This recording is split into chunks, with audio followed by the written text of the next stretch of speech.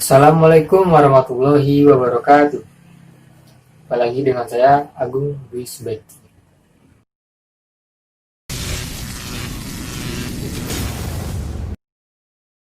Nah, kali ini kita akan membahas tentang manajemen pembibitan unggas. Nah, sebelum kita masuk ke poin-poinnya, kita ketahui dulu apa itu pembibitan. Nah, pembibitan itu adalah kegiatan budidaya untuk menghasilkan bibit ternak. Nah, sedangkan bibit ternak merupakan ternak yang mempunyai sifat unggul dan mewariskan, serta memenuhi persyaratan untuk dikembangbiakkan. Manajemen pembibitan unggas.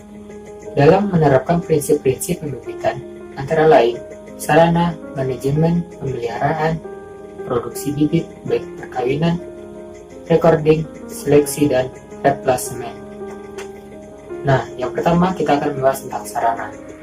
Sarana yang perlu dimiliki dalam suatu usaha pembibitan unggas agar dapat menerapkan prinsip-prinsip. Di antaranya, yang pertama, kandang ternak. Kandang memperhatikan persyaratan teknis dan kesehatan hewan. Nah, model kandang dapat menggunakan sistem lantai atau panggung. Kandang pembibitan dirancang sedemikian rupa agar tidak mudah dimasuki dan dijadikan sarang hewan pembawa penyakit. Yang kedua, pemanas indukan. Nah, pemanas indukan ini sangat diperlukan oleh DOC dan dalam periode starter. Yang ketiga, ada peralatan kandang berupa tempat makan dan minum, terbuat dari bahan yang mudah dibersihkan, ukuran dan jumlah disesuaikan umur dan jumlah ternak. Yang keempat, ada mesin tetas. Nah, mesin tetas ini digunakan untuk menghasilkan DOC. Kualitas dan penanganan telur tetas dan kondisi mesin tetas sangat menentukan mutu DOC yang dihasilkan. Jumlah dan kapasitas mesin tetas disesuaikan produksi telur tetas. Yang kelima, ada sarana recording. Sarana recording ini diantaranya berupa kartu, timbangan, buku catatan yang diperlukan untuk identitas kandang, mencatat data produksi, konsumsi pakan, kesehatan dan penanganan penyakit, catatan pada pembibitan yang meliputi produksi, baik telur harian, telur tetas, DOC. Yang kedua, data, baik umur, jumlah ternak, jumlah pakan, bobot badan, bobot telur, tanggal penetasan, dan pembelian. Yang ketiga, ada pemasukan dan pengeluaran bibit. Yang keempat, ada status kesehatan, baik penyakit, vaksinasi, dan pengobatan. Yang keenam, ada sarana biosecurity. Nah, sarana biosecurity ini sangat diperlukan untuk melakukan tindakan biosecurity, pembersihan dan pencucian hama kandang dengan menggunakan desinfektan. Desinfektan ini kandang dan peralatan serta pembasmian serangga, parasit, dan hama lainnya dilakukan secara teratur. Nah, di prasarananya ada beberapa poin juga. Yang pertama, ada lahan dan lokasi. Lahan dan lokasi dalam usaha pembibitan unggas, yaitu yang lokal, harus memenuhi beberapa ketentuan. Di antaranya, yang pertama, letak ketinggian lahan memperhatikan wilayah sekitarnya, topografi dan fungsi lingkungan. Yang kedua, bebas dari agen penyakit yang membahayakan. Yang ketiga, lahan diberi pagar keliling. Dan yang keempat, harus sesuai dengan rencana tata ruang wilayah provinsi, kabupaten, juga daerah. Yang kelima, yaitu mudah diakses atau terjangkau alat transportasi, yaitu air dan sumber energi. Di sini harus tersedia cukup air bersih sesuai baku mutu dan sumber energi, antara lain listrik sebagai sumber penerangan, pemanasan sesuai kebutuhan dan peruntukannya. Nah, kita masuki poin kedua, yaitu manajemen pemeliharaan. Di manajemen pemeliharaan ini meliputi pemberian pakan dan minum, pemberian obat, vitamin, vaksin, perkawinan, pembersihan kotoran, dan biosecurity. Tata laksana pemeliharaan juga dibedakan antara pemeliharaan DOC, tuler, dan indukan. Usaha pembibitan unggas yang memproduksi DOC diperlukan manajemen penetasan. Secara rinci, manajemen pemeliharaan terdapat pada pedoman pembibitan ayam lokal yang baik. Yang ketiga, itu produksi bibit. Nah, pada produksi bibit ini ada beberapa poin penting. Yang pertama, dalam upaya memperoleh bibit yang sesuai standar perlu diperhatikan. 1.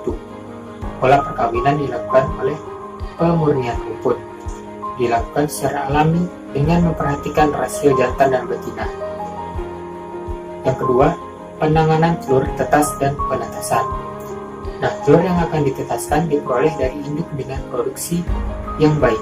Sebelum ditetaskan, diseleksi sesuai persyaratan untuk telur tetas, berdasarkan bobot telur, bentuk telur, kondisi fisik kerabang halus dan tidak retak.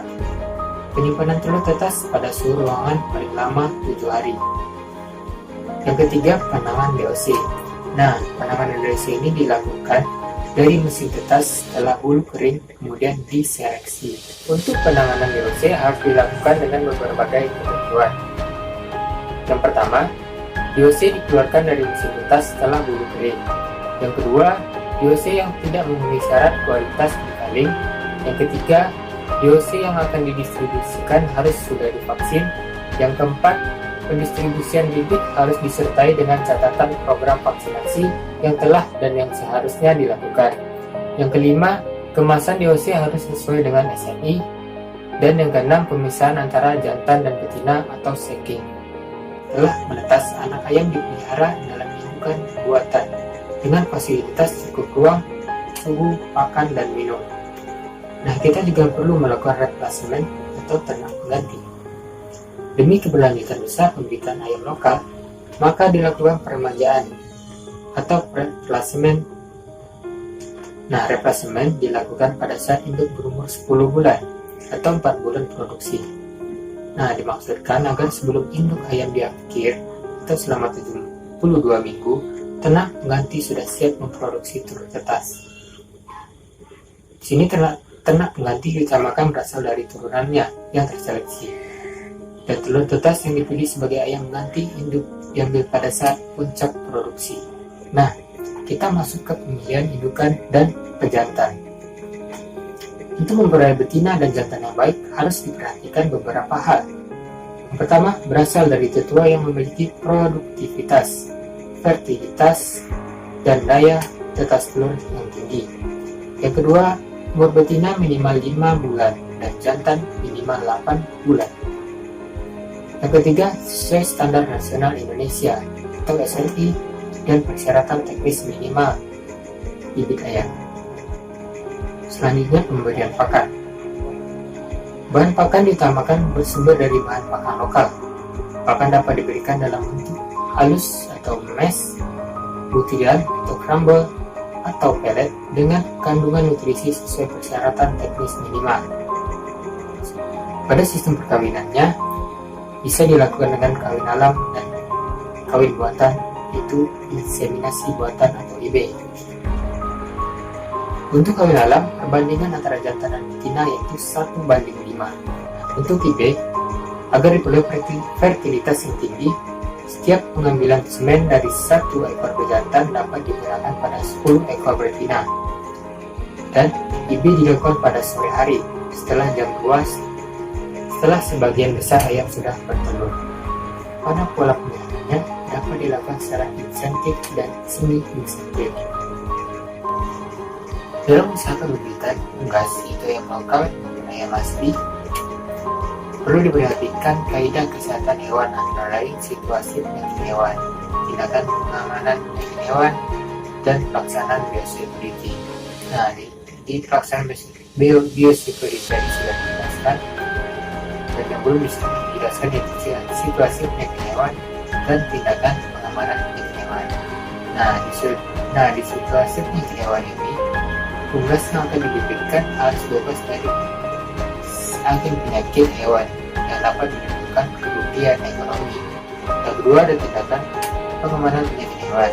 Nah, tindakan pengamanan penyakit hewan ini meliputi pola pelaksanaan teknis kesehatan hewan dan manajemen pelayanan kesehatan hewan. Nah, itulah yang dapat saya sampaikan. Apabila ada kesalahan serta kekurangan, saya mohon dimaafkan dan mohon diperbaiki dan ditegur. Saya ucapkan terima kasih. Wassalamualaikum warahmatullahi wabarakatuh.